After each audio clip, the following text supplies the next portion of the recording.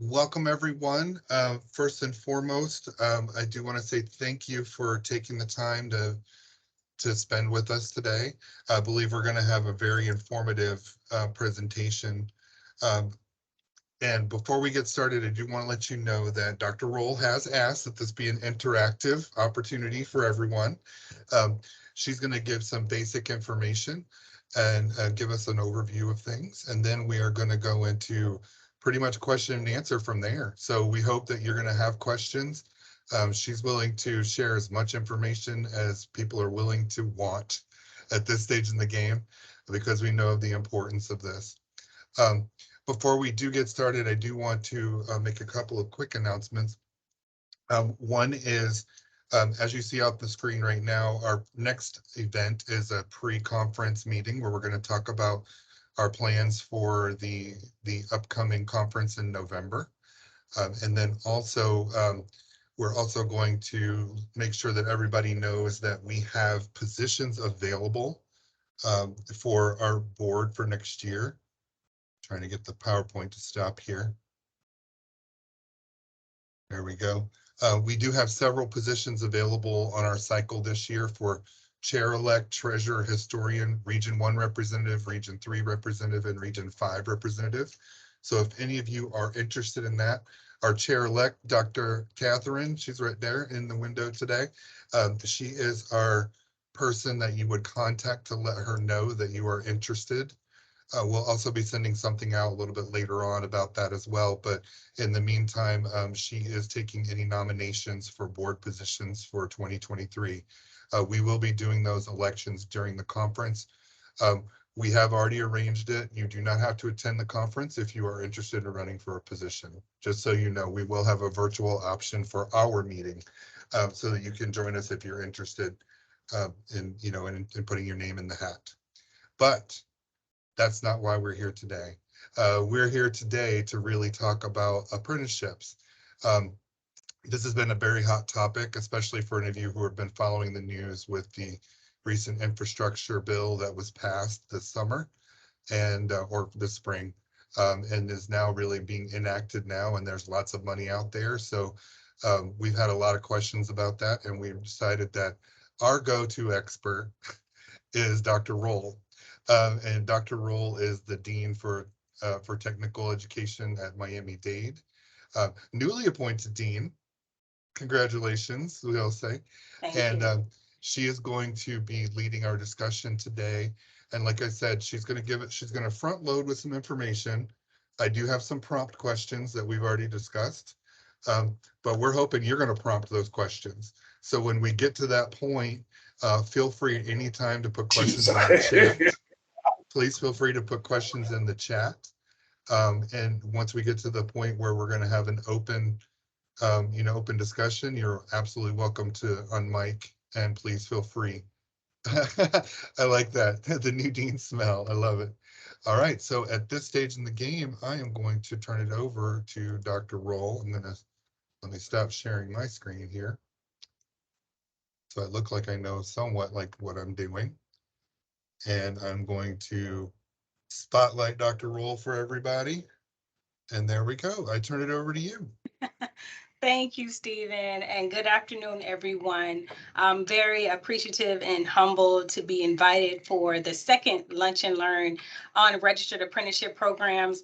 And as Stephen and I discussed that we've both received so many emails on people who are excited and wanting to develop apprenticeships, and also those who currently have apprenticeship programs that more so is asking how to sustain or how to expand. So as Stephen stated, please you all continue to put things in the chat. I do have the new Dean smell. I'm yet not tenured in that area.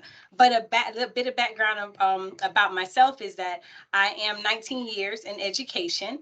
I was 16 years with Miami-Dade County Public Schools, serving in several roles, and I've been with the college. Come next month will be 4 years. So I formerly served as the Director of Career and Technical Education Workforce, and my department oversaw the apprenticeship and pre-apprenticeship programs, amongst other things. But now, with our success with CTE in general and apprenticeships, the position was upgraded, if you will, and I have been appointed dean. So I'm very, very excited. My apprenticeship team consists of 2 apprenticeship services managers. I get that question a lot because people are asking how we're able to develop these programs, which I'll get a bit into. But I have Miss Manuela Lopez and Miss Christina Johnson. They're both my apprenticeship services managers that handle the day-to-day with the apprentices, that check in with the employers, and we'll get a bit into that when it comes to the compliance of all things. But you all, this is a very transparent conversation. I have no secrets and I'm willing to share because at Miami Dade College, we were the first educational institution in the state of Florida to be deemed sponsor of apprenticeships. And we'll get into the difference between a sponsor and an RTI provider. But those of you who are sponsors know that that is a heavy load. So the first 2 years was a bit slow. But now we have taken off and we have so many programs that we have offered and many more that are in development. So at Miami-Dade College, we offer currently 8 registered apprenticeship programs in the industries of education. We have our teacher assistant apprenticeship program. We have 2 automotive technician programs. One is a 1-year, another is a 2-year. We have 2 in the industry of trade and logistics. We have a transportation and logistics apprenticeship and a customs broker apprenticeship. For business, we have a general operations manager. When it comes to our other occupations that we are developing, they're in hospitality, hotel associate, more in the finance and banking, credit analysts, financial specialists, and also more into the trades where we're onboarding programs in carpentry, HVAC, electrical, and plumbing.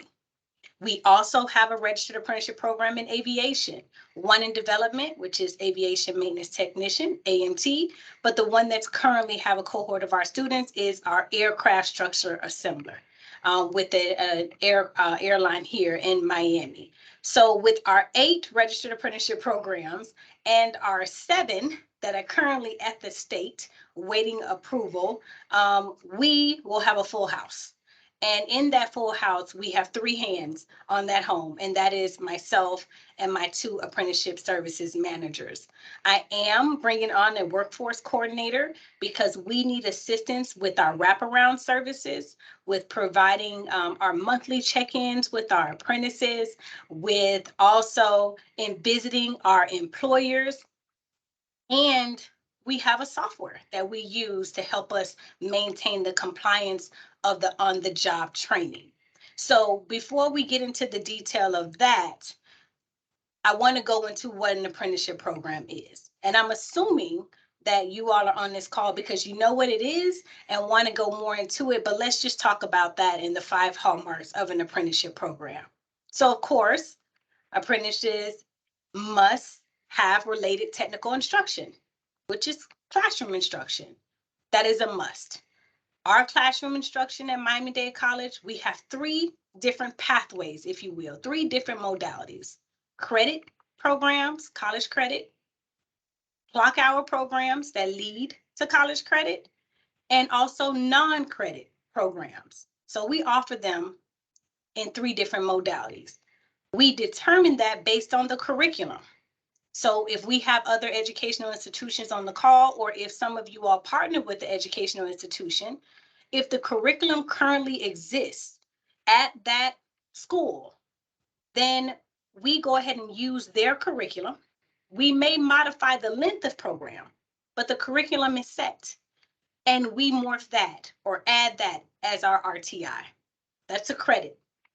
And then we couple it with the on-the-job training. So that's one modality. The second is the same for clock hour, for our CTCs, our career certificates. If the curriculum currently exists at the college, then we use that modality and couple that as our RTI. And when I'm saying that, meaning the curriculum, so let's just use a college credit certificate, you all, or an AS degree. Our college credit certificate is normally anywhere between 24 and let's say 15 credit hours. We decide as the sponsor of apprenticeship, which of those courses, okay, along with the employer partner, is vital for the apprenticeship program. That employer may say, Dr. Rolle, we don't need some of these courses that's required to complete the AS or the college credit certificate. These are the 4 courses that you all have listed that we feel will be vital to our apprenticeship program. Those are the courses that we include as our RTI. And then the employer, okay, along with Miami Dade College, develops the on-the-job training. So you have the RTI and you have the OJT, okay? If the program does not exist at the college and we have to go to our continuing education department, our non-credit, to develop the program, there's a cost to the employer, okay? We definitely have to develop that from scratch. And then it's a cohort that we're only onboarding those students. And that will be the non-credit model. The question is that reviewed annually, quarterly? The curriculum itself? So remember, once we submit the RTI, OJT in the package of the appendix to Department of Education and to Department of Labor, that is our set standard. That's our appendix.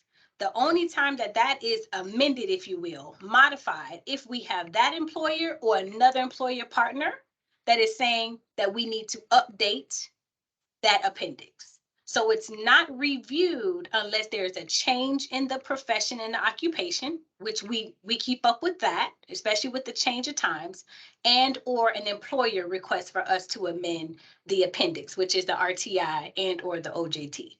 And I hope that answers your questions. So with that, what we do is that's 2 modalities. We have credit, we have clock hour, and then, as I stated, the non-credit, which is the 3rd modality. With that, we're able to offer our 8 registered apprenticeship programs, which are 8 occupations, as we call them here at Department of Education. The on-the-job training is the 2nd hallmark that is required. Apprentices are required to be hired by the employer and paid a wage, which is the 3rd component.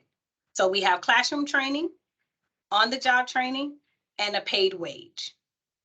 In addition, number 4 is that apprentices must earn an industry certification, and that certification comes from Department of Labor or your intermediary. For us, it is Department of Education, where when the apprentice completes the program, they receive that industry certification saying that they've completed the apprenticeship program in said occupation, which is nationally recognized. And then the 4th hallmark, you all, of course, is that the apprentice must endure the safety training of said occupation. So with those 5 hallmarks, you have an apprenticeship program. It's non-negotiable with the state. It's non-negotiable with Department of Labor. The question that we get all the time from employers is, maybe if the apprentice can be compensated after said amount of time? No. The moment they're onboarded with the employer, the wage must begin. The moment they begin classes, the wages must begin. Because we are a LEA, because we are an apprenticeship program, and the sponsor, and the educational institution, there are times that our apprentices will begin one or the other in a front load model. There may be a time that an apprentice begins the classroom component before they're hired on the job, as far as they're actually working. And that's okay, but they must be compensated. So, and vice versa. So let me give you an example. Here we are at the start of the term at Miami Dade College. Classes begin in mid-August. We don't have another term until October, which is what we call our mini term. After that, then we have spring. So we have employers and apprentices ready to onboard today. If that apprentice onboards with one of our employer partners, let's say is Chick-fil-A, a student is going to begin the on-the-job training at Chick-fil-A Monday. They are to be compensated Monday. However, because of the academic calendar, that student won't begin classes until the next mini term. And that's completely fine. A student can begin their OJT or their RTI in a front-loaded model as long as they are being compensated at the start of the training. Okay, so that's something that a lot of sponsors and or employers are thinking they have to follow a timeline. The timeline is that they must be compensated at the start of the training. Another question that I receive is when it comes to how long does it take for these programs to be approved by Department of Labor or your intermediary for us, which is Department of Education. It depends. Is the occupation a registered occupation at the state or at Department of Labor? If the occupation currently exists, your timeline can be anywhere between 30 and 60 days of approval. If the occupation doesn't exist, meaning you are launching a new program and the state and or DOL has to review that, then that can be up to 6 months for that program to begin. What about you all who want to be sponsors? And let's talk about what a sponsor is. I like to just sum it up and say a sponsor is basically held accountable for all compliance. All compliance. So that is from the appendix, including the curriculum competencies, the on-the-job training competencies, the wage schedule, including the increment that is required of the apprenticeship program, the apprentices being registered and entered into RAPIDS, any change in that apprentice, the action form, terminate, cancel, your responsibility. Sustainability, retention of the program is your responsibility as a sponsor. Wraparound services and case management, check-ins with the apprentices, check-ins with the employers, and the collection of all those documents is the responsibility of a sponsor. We at Miami-Dade College sponsors. We develop programs, we expand programs, we're responsible for all of our programs, including our employer partners and our apprentices. RTI providers, related technical instruction, meaning those who are providing the classroom training. They don't have to be sponsors, but these organizations provide classroom training. The end. And then the employer partner. They are responsible to hire and train the apprentices and abide by all rules and regulations, policies and procedures. Those are the three partners: sponsor, RTI provider, employer partner. Can be all the same. At Miami-Dade College, we are resuming all three duties for one of our programs. One of my registered apprenticeship programs is help desk technician, network support. The college, we are the sponsor. We develop the program. We're responsible for the compliance of the program. We're also the RTI providers. The students are enrolled at Miami-Dade College, completing a college credit certificate in help desk technician, network support. And we also are employing some apprentices. We have other employer partners that have our apprentices, but the college realized we need those occupations as well. We need those bodies as well. So the college hiring 11 of our apprentices. So in that example, for that particular occupation, we serve as the sponsor, the RTI provider, and the employer partner. So that is something that's doable. We are learning every day. And the state, who know me very well, Department of Education, there are many calls, many emails. Because we were the first institution, we had to pilot a lot of the changes. But I'm grateful to the Department of Education because they have brought us to the table to try to figure things out as we are all growing, with the college being an educational provider. Dr. Stephen? Rolle, yeah, a real quick question for you. Are typically most of the apprenticeships across the state, I know you guys are unique because you are a sponsor. What is the model for most apprenticeships across the state typically that you see? So the model for most of the educational institutions they are simply the RTI provider. Solely, not simply. Let me not simplify that. Solely the RTI provider. Outside of the educational institution, Stephen, then most apprenticeship programs, they provide the modality of non-credit continuing education. The students are not enrolled in their AS or CCC programs. They're not enrolled even in their clock hour programs that lead to credit. They are on the non-credit continuing education, as I like to say, side of the house. The programs are developed. The employers are charged a cost to run a cohort of apprentices, and that cohort is facilitated with an instructor that is building out the curriculum, etc. So that's what we've seen the most here in the state of Florida and actually nationwide. Okay. So when it comes to developing a program, and what we do at Miami-Dade College is the employers contact us for the most part, or are referred to us by our partners, Career Source of South Florida. An employer stating that they need talent. We at the college pitch to them the benefits of an apprenticeship program. What's the benefit? Well, nationally, apprenticeship programs have over 90% retention. That's one. Two, in the state of Florida, apprentices are exempt tuition, right? They don't pay to attend college.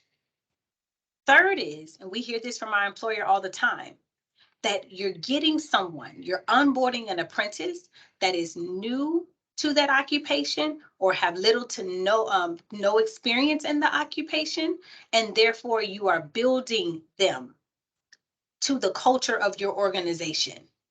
They're not bringing in, habits and practices from another organization. So that's a benefit.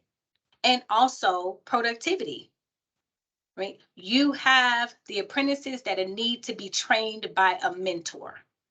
You must have one-on-one mentorship, depending on the occupation, 3-to-1 mentorship for the apprentices. We always ask, and we ask our employer partners before we even onboard the program, provide us with the name of the mentors, the supervisors who will be training the apprentices. They must have someone, okay, to train the apprentices. That person, we ask at the college for them to have at least 2 years or more experience in the occupation so they can train, okay, the apprentices. Another thing is that we want to make sure that the employers understand this is not a temporary position. An apprentice is not a volunteer. An apprentice is not an intern. They're not onboarded with you for a year of training or 2 years of training and then to be released after the program. They are yours to keep if they successfully complete the program. That's the point. So again, the benefit. All of our apprentices to date that have completed the apprenticeship program were retained with the employer. Okay, and that's something that we're very proud of at the college.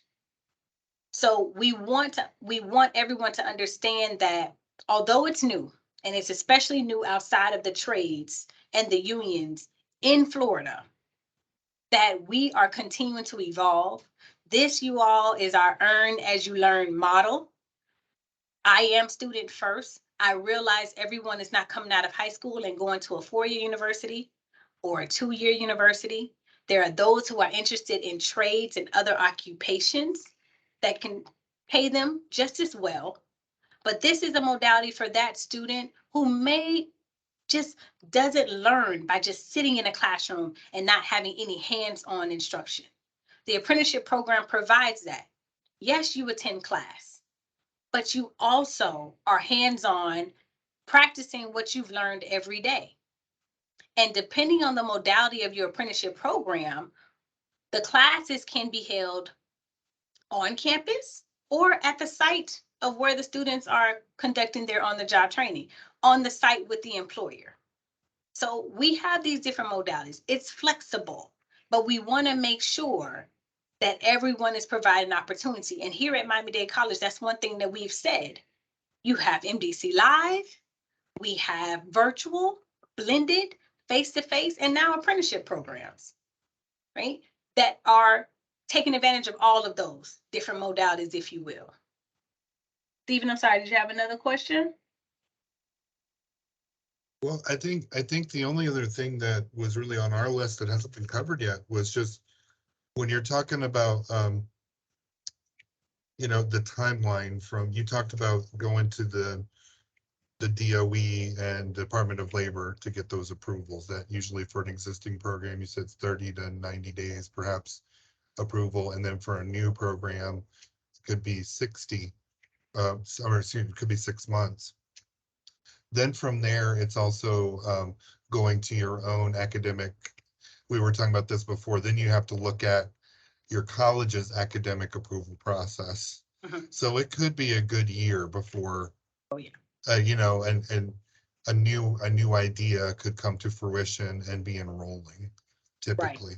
Correct? Is that, just to make sure that's correct?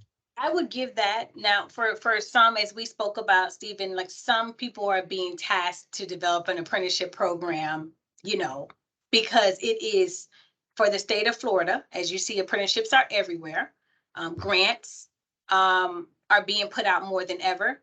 Our governor has said that he wants for Florida to be #1 in workforce by the year 2030, and apprenticeships are a part of that. So with that, everyone's kind of in rush mode trying to figure out how to onboard an apprenticeship program. So again, if you're being asked that by your leadership, let's say, then you have the question of, do we want to be an RTI provider, provide the classroom training for an apprenticeship program, or do we want to be the sponsor? If you're asking to be the sponsor and you have to submit standards to Department of Education, then right, which takes months, plus 3-4 months to become a sponsor and get an apprenticeship program ID. At that time, you have to have an employer partner already willing to partner. You must have an occupation that you're ready to onboard and develop for. You have to come back then and recruit. So you're approved. You're now a sponsor. Department of Education has sealed that. You're coming back to recruit. Then you're in orientation and you're registering them in class, right? You have several steps. So I would say to give yourself a good 9 months to a year from when you are deciding that you want to be a sponsor of apprenticeship program until you have your first apprentice onboarded and hired with an employer. It is unrealistic for anything under 9 months. Okay, if your leadership is asking for you to be a sponsor of apprenticeship, because there are certain steps that need to be taken. And that's what Department of Education requires of us. Department of Education requires that you must have an employer partner willing to onboard and hire in said occupation before, right, you become a sponsor. What's the need is basically what Department of Education is saying. Is there a need? And the question regarding the completion percentage from a Michelle, we are over, we are over 90% completion. And I want to give some scenarios that we have come across at Miami Dade College. So we've had a few that were onboarded and within a month time realized it wasn't the occupation what they thought. It wasn't what they thought. Because we require, of course, the apprenticeship program is hands-on. So a lot of people didn't, I thought I wanted to be a teacher. I changed my mind. I thought I wanted to be an automotive technician. I changed my mind. So we've had a few of those, but very, very few. I would say less than 5. We have had a student whose citizenship expired in the middle of the program. No fault of his. We've had those that got injured outside of work. So when it comes to completion, retention, we know that the number matters, but there are scenarios to why we've had some drop off. But I will say that those who have been passionate about the program and have stayed in, like I said, no one was dismissed, right, after said amount of time from the employer. No one has completed the program and the employer said, although you finished the program, we're not going to keep you. if someone was terminated, they were terminated, something that was personal with them, where we had to kind of cancel them or terminate them from the program. What I will say for you all to watch out, and it's going to answer your second question, Michelle, the classroom training. When it comes to the apprenticeship services manager, Manuela and Christine, is something that I reiterate and reiterate and reiterate. When we have our informational session, our webinar, which is required, we stress the classroom training, because remember, these candidates know of an apprenticeship program, they know the wage that they're going to receive, and they're excited. They have to understand they have to complete X amount of hours in the classroom or X amount of credits, and they have to be prepared for that. There is no either or. So we have had to have many intervention sessions with the apprentices that are 100% attendance with on-the-job training, but slack off when it comes to their classroom. So our orientation and screening process is so. If you go to our website at Miami Dade College Apprenticeship Program, you will see there's a waiting list for the occupations that are not currently hiring. For the occupations that we are currently recruiting for, they have to fill out a questionnaire. The questionnaire is very simple, yes or no, but we're asking those questions like, are you eligible to work in the United States? Because that is the requirement of the employer. Do you have reliable transportation? Are you able to comprehend the English language, as many of our safety manuals are in English? Those questions are first. You must complete the questionnaire. Once you complete the questionnaire, you are then provided information on our informational sessions. And the informational sessions, you all is given the same information that I'm providing you, but including more on the occupation and the wages of said occupation. So we are giving the apprentices in detail what's required to be an apprentice and completing the program. So from there, the informational webinar required. If you don't participate in the informational webinar, you cannot be forwarded to the next process of being an apprentice. Then from there, depending on the modality, if the program requires is a college credit or clock hour program, we have to confirm that they have a GED or high school diploma so they can enroll in the college. If not, then that's not necessarily asked. Another filtering process we're making sure the students don't have holds or any balances due to the college. As I stated, the apprenticeship program is free tuition. So we cannot and will not enroll someone in the college as an apprentice if they still owe monies from other programs that they were once enrolled in. So you have the questionnaire, you have the information session, we're requiring documentation of a GED or high school diploma. From there, if requested, is their resume or CV. And then from there, they are forwarded to the employer as a candidate. And we provide them with a spreadsheet. These are the people who have participated in our screening process. We've had a call with them to make sure and see how dedicated they are, etc. And now it's up to the employer to interview. We do not and cannot be a part of the selection process. We are the sponsor, we are the RTI provider, but these are the employers, and they are to interview the candidates that will be employed at their organization. They are the ultimate decider. When it comes to your point, Tom, depending on the program, depending on the modality as stated, if it's a non-credit program, then the college does not require a GED or high school diploma because they're enrolling in a non-credit program. However, if our employer is asking for a GED or high school diploma, even if it is the non-credit modality, that is something that we must request because that's a filter, right? We're not going to forward students who don't have a GED or a high school diploma to an employer if they're requiring that for onboarding, if that's their HR policy and procedure. Would that be the same, just quickly, would that be the same for if there's a requirement for a drug test or anything else, or would you strictly put that on the employer to deal with? Strictly on the employer. We will during the informational session, because we have received the requirements, the HR requirements of that particular occupation, that particular employer, we will give the apprentices the heads up that if they are selected to move forward in the hiring process, they be prepared for background screening, or if it's a credit screening or drug testing, even if it is an assessment like Florida Ready to Work, we provide the apprentices with that kind of disclaimer and that heads up. However, that is the responsibility of the employer, not the sponsor. Okay. So, Question. yeah, like Tania, and apologize if it's Tanya or Tania, apologize. She asked about the employer interview, and you talked about you would screen them. So what you're saying is at Miami-Dade, all the applications come through y'all as a screener, and then you forward them to the employer. That's interesting, because at HCC, we tell them they have to go through the employer first, and then the employer tells us who the candidates are. So that's an interesting way that I'm just saying, like, thinking about how that modality, how that process works. But so I guess it would really depend on the agreement that you would have with the employer about how you want candidates to happen.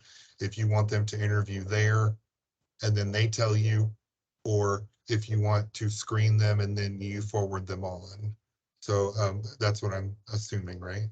So because we're the sponsor, Stephen, is why we're putting a Okay, little that's bit why the more weight on. difference. Exactly. Okay, So fair because enough. we're the sponsor, we're putting more weight on ourselves to make sure that the apprentice qualifies before they even move forward to the interviewing process with the employer. However, we recruit via social media and we send out a blast to our community partners and other employers. They all interested candidates then come back to our questionnaire, our webpage, and they fill out that document. We do have employers where they may have the position posted, Stephen, whether it's the apprentice position or another position, and they will forward over those candidates, but they still must complete the questionnaire and the webinar. They still must be screened by the sponsor to make sure that they're eligible before interview. So let me give an example. If an employer has an interested candidate that they want to onboard, and the college has never had a discussion or know of this candidate, and the employer goes ahead and say, Alexia, I'm really interested in this candidate. We've already interviewed them. They're great. And then our apprenticeship services managers pull their name at Miami Dade College and see that they're already enrolled in the program. Direct conflict. Or we find out that that student owes money to the college. So at that point, now, what does the employer do? The employer has now kind of circumvented and went and interviewed the candidate, loved the candidate, and we now have to come back and say, sorry, they're not eligible for the apprenticeship program. That's why we filter them first. And but anyone can refer the candidate to us prior to interview. Great point. Okay. Now, Santiago is asking, what's the average apprentices by cohort? And then do you have a minimum enrolled to start a program? Yes. So we like to say no fewer than 2. Not a huge, it doesn't matter. Miami-Dade County is over 60%, I think it's over 70% small businesses. We cannot require an employer to onboard 10 people at a time. They are responsible for the wages. But what we like to say is we at least want everyone to have a partner, right? You're going into a foreign workplace, you're being involved in this apprenticeship program. So we ask the employers at least 2. Okay, so that's the minimum that we use, Santiago. I want to go back to Ms. O'Connor because she asked, at what point does the employer interview the candidates? Again, the employer interviews the candidate, of course, before the training. So remember that the training is the apprenticeship program. The employer must interview, decide to hire, onboard them through their normal HR procedures. Then the apprenticeship training begins, whether it's classroom training or on the job training, or they're done simultaneously. So always interview and hire before the training begins, always. Okay, that's really helpful. I'm asking the question because I'm wondering, because they're interviewing before getting the training, they're kind of I'm just wondering what the employers are evaluating on, because clearly they don't yet have the skills. So my question is more like, what makes for a successful interview, and how do we help potential apprentices do well in those interviews? Like, what are employers looking for? Awesome. So that's a question we get all the time, because for some reason, some employers feel that apprentices should have the experience. If they have the experience, they're not an apprentice. An apprentice is a trainee in said occupation. They are expected to have zero to very little experience in the occupation itself. So to answer the question on what they're evaluating employability skills, professional skills, critical thinking skills, to see if they can train the apprentice in the occupation. There are some high level, if you will, occupations that need some sort of prerequisite, if you will. So one of the occupations that we're going to develop is cloud computing. So cloud, it's cloud, right? We know that Department of Defense uses cloud. And then there's Amazon Web Services that's cloud, high level IT. So we do know for that candidate, they need IT skills. You can't come in not knowing how to use Excel or very basic skills and expect they're going to be a cloud computing apprentice or an expert. So those type of fields will need some sort of prerequisite. But using my automotive technician program, for example, some of them were driving Uber. Some of them were working like at Tire Kingdom. And some were students in an engineering department, freshman, sophomore. They're doing great because we ask the employers to definitely evaluate, to your point, Jones, soft skills, professionalism, and then references. So it isn't on the occupation, but it's more on the character, the person. You can even assess them when it comes to mechanical skills. We've had employers that do that. That's given them an assessment when it comes to mechanical skills. So as long as it's not to the occupation per se, that's why they're an apprentice, to learn the occupation. I hope that helped you with your question. Yeah, thank you. Very You're helpful. welcome. I do have a follow-up to Santiago's question, just because when something you said clicked it for me. Okay. Do you have multiple employers in the same internship or in the same apprenticeship program? Like, would you do a 10-person class with like 5 different employers in it that have 2 people, that kind of thing? Or are you doing one class per employer? Just I'm curious. So yes and yes. So we do have multiple employers for one occupation. And one example can be our transportation and logistics occupation. We're here in Miami, the port is here, of course, MIA, the airport, etc.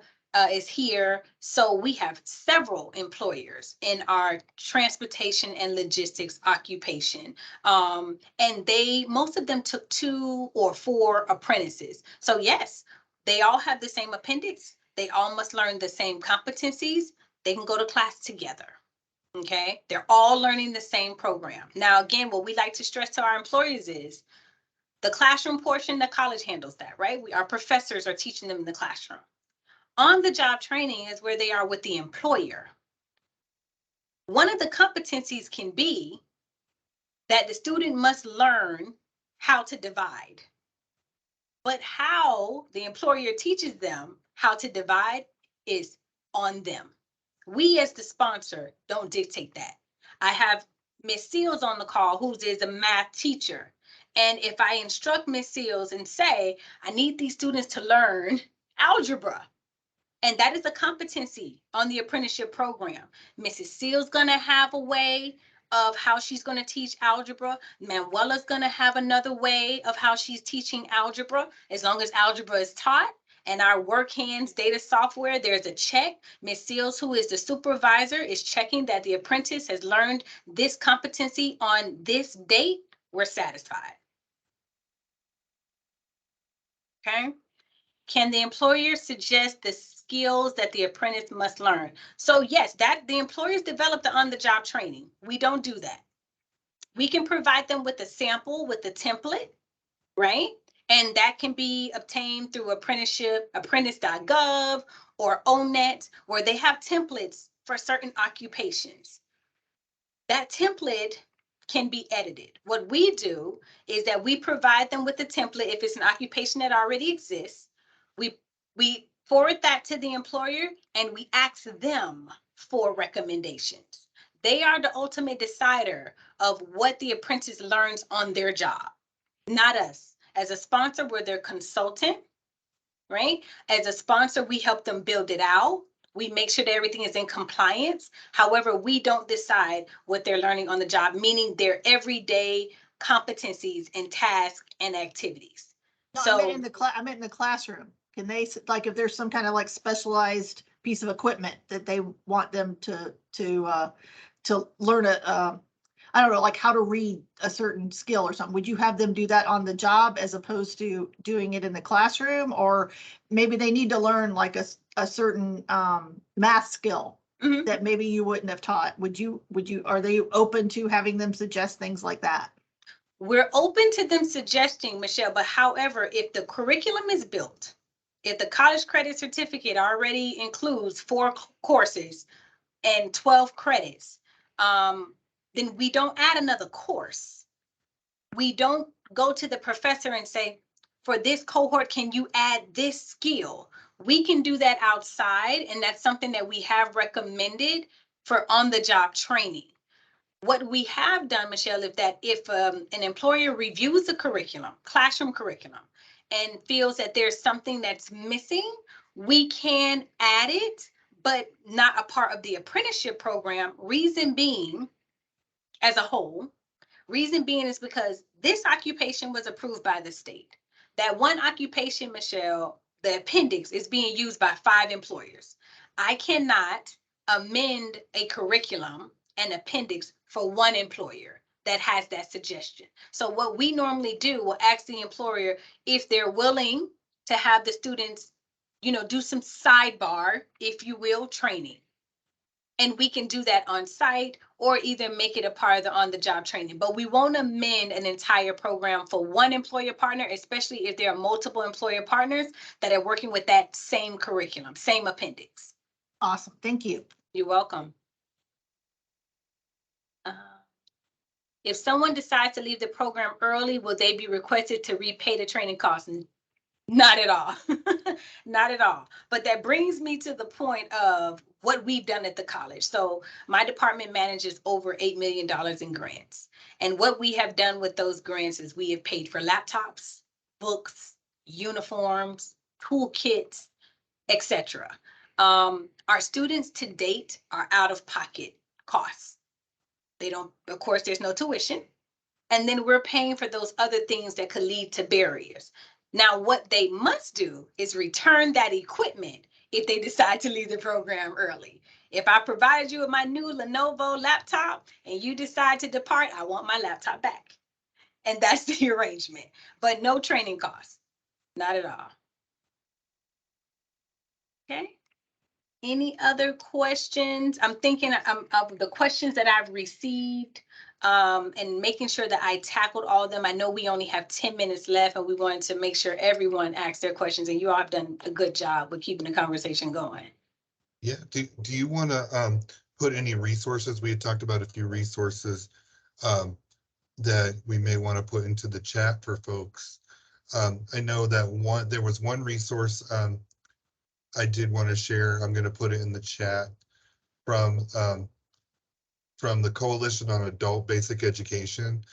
They have actually a Center for Excellence developed on apprenticeships, for those of you who are familiar with COAB or COAB.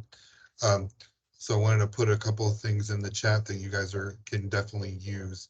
And as Dr. Rolle and I, when we were talking about the event, apprenticeship.gov is her go-to for everything. So we want to make sure that you have a few of these that you can go and check out on the COAB website. If you go down to the middle, there's a whole section of resources for anybody who's looking to try to start up apprenticeships as well.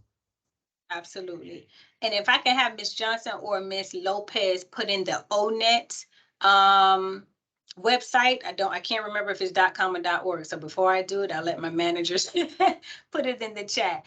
So apprentice.gov and ONET, you will see when you go to those websites, there are resources there regarding if you're an employer, if you're interested in being an apprentice, or if you are a sponsor. There are so many resources, but our favorite tool at the college are the occupations, because can you imagine? I am not an automotive technician. I am not a network support technician. I am not a hotel associate. And neither is Ms. Lopez and neither is Ms. Johnson. When it comes to employers that reach out to us and ask that they're ready to develop this apprenticeship program and we have to find the curriculum, apprenticeship.gov and ONET are our friends. Another is Department of Education for the classroom training. So we're piecemealing you all. We go to Department of Education curriculum frameworks. We pull the classroom instruction competencies. That's our RTI. We select apprentice.gov or ONET. We pull the on-the-job training, right? The next thing to discuss is the wages. At Miami Dade College, we will not onboard a program unless that is the average wage of that program below $15. Below $15 an hour. Now we have some occupations, CNA, teacher assistant, that are normally 10, 11, 12. We still haven't gone that low, but we have gone to $13.50 and $14. We are proud to partner with Career Source South Florida that helps us push the wage increases for these programs that are traditionally low paying, like teacher assistant, $10 is the hour, CNA, $10 to $13 usually an hour until they're certified, right? Remember, so we have to omit the C in the NA. Certified nursing assistant, you're not certified until you are certified. So our apprentices are nursing assistant apprentices. Then when they pass the exam, they become certified nursing assistant. So we have to consider that when it comes to the wages. But we're glad that our partners, Career Source South Florida, helps us with that, pushes the wages, even can provide wage reimbursement for some of the apprentices if they meet financial eligibility. But what Ms. Lopez and Ms. Johnson has put in the chat, the apprenticeship.gov, the Florida Department of Education curriculum frameworks, let's not reinvent the wheel, you all. Let's pull the framework and the competencies that already exist, and then we modify to what fits our program and what is the need of our employers. And that's how we are at Miami Dade College, and we're continuing to evolve. I meant to mention to you all that we have dental assistant, and that is also at the state. That's our first in that industry, if you will. We're really excited about our dental assistant program that's being reviewed and approved, hopefully soon, by the state. Thank you. I appreciate the commentary. I'm glad that you all are enjoying the session. I'm trying to be as calm, as communicative as possible, as transparent as possible, to make sure that you all are getting the information that you need. And I want everybody to also know that this is one of the reasons that we had this conversation, and what I've appreciated so much about Dr. Rolle is when one of our initial conversations about this was like, look, I think all of us are getting people who are getting called because of the bill, because of other things that happen. We're getting our campus presidents are looking at us and just going, hey guys, we want you to start apprenticeship programs, expecting that we should all be snapping our fingers and suddenly have an apprenticeship program happening. But for many of us, if we don't have those frameworks in front of us, we have no clue what we're doing. Some of us have had them for a while, but as one of the things we've been talking about is we have them at HCC. We've had them for a while, but they've fallen under different departments, over time, and they kind of get transferred around. So I don't work with them directly. They're under my division, but I don't work with them directly because we have specific staff that work with apprenticeships. So I know very little. So she's been teaching me a lot as we've been talking. I know for us, one of the things I was going to mention when you mentioned Career Source, just quickly, I wanted to say partnering with your local Career Source is extremely important. they help us. I'll tell you, one of the big things that they help us with is we do periodically when we're doing pushes to fill apprenticeship programs, they help us with an apprenticeship job fair. Okay. That's one way. Not only financially do they help support, but we also work with them and they'll help us do job fairs at different locations in key areas in the city, so that we can really try to help fill spots for those employers as well. So, I mean, they can help you with more than just money. But the money is a great thing too. No, they're not gonna lie, but also just helping you with promoting some of these things as well. It's a great piece. No, it's great. It's definitely great. It's our secret sauce. And we thank Career Source over and over again and continuing to partner. So of our 8 programs, they currently sponsor 5 of the 7 that we have at the state now. They're going to sponsor 4. So we're very happy for that. But I want to answer the last question and let you all go because we did promise to be out of here at or before 1 o'clock. So I have a question about the trades. Yes, we have carpentry, electrical, plumbing, and HVAC that are at the state right now waiting approval when it comes to construction trades. And so that is the end for me as far as my session. How often are check-ins conducted with the employer? We speak to our employers every month, sometimes every week. But yes, often check-ins. Now officially quarterly. However, we're normally in conversation with them every week because there's always something or a question that's there. So we have great relationships with our employers. Thank you for the questions. Yeah, I'm just going to add from the HCC perspective real quick. We have HVAC, electrician, we have contractor, like we have a contractor program. We have welding, and we also have pipe fitter, for sprinkler systems, that kind of thing. So we have a few of those trades as well. So if you're ever looking to get information, we're happy to help. But again, I want to really thank you, Dr. Rolle, for taking the time to do this today. I think hopefully everybody around here has some really great information. Dr. Rolle has also volunteered to answer questions post, whether she likes it or not. She has been voluntold. No, she's willing to. I haven't told her this yet, but I do think that she has a second life as a full-on person who should be consulting on this all across the state. That's the next session. So it's dean and consultant on apprenticeship programs. So, all right. But again, thank you for your time. We really do appreciate it and your expertise. I'm sure we'll have you as a repeat customer again at some point in the future. Absolutely. Now that we have you on retainer. And we do also want to thank you again, everyone, for your attending today. Please don't forget to join us on our open meeting on the 19th of October.